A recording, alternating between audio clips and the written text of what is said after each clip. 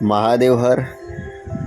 આજના સમયની અંદર આપણે મોલમાં કે દુકાનોમાં જઈએ ત્યારે શુદ્ધ ઘી શોધતા હોઈએ છીએ અને સાગરથી લઈ અમૂલ ડેરીનું અનેક પ્રકારના ભાતના ભિન્ન પ્રકારના જે ઘીના ડબ્બાઓ અને પેકિંગ ઉપર શુદ્ધ ઘી તરીકે વેચતા હોય, પણ આપણને ખબર નથી કે શુદ્ધ ઘી છે કે નથી.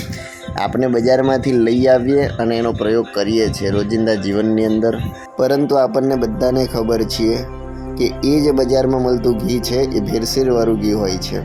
તો ચાલો આજે આપણે ઘરે શુદ્ધ ઘી બનાવવાની પદ્ધતિ જોઈએ. સૌપ્રથમ દૂધ ગરમ કર્યા પછી જે મલાઈ તૈયાર થાય છે એ મલાઈને કોઈ પાત્રમાં ભેગી કરો. આ મલાઈ 8થી 10 દિવસ સુધી ભેગી કરો અને એ 10 દિવસ સુધી ભેગી કરેલી મલાઈને હવે જે પાત્રમાં આપણે ઘી બનાવવાનું છે એ પાત્રમાં લઈ લો અને આપ જોઈ રહ્યા છો એ રીતે એ મલાઈને મિક્સ કરો. હવે આ મલાઈને મિક્સ કરવાથી જે અંદરથી દૂધ છૂટે છે એ દૂધને કોઈ બાઉલમાં અથવા તો પાત્રમાં લઈ લો.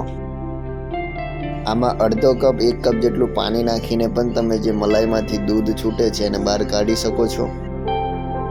10થી 15 મિનિટ સુધી આ મલાઈને મિક્સ કરી અને બને તેટલું દૂધ કાઢી નાખવું, જેથી સરળતાથી ઘી બની શકે. હવે ધીમા ગેસ ઉપર આ મલાઈવાળા પાત્રને મૂકી દો. હવે આપણું આ ઘી જે છે તૈયાર થઈ રહ્યું છે.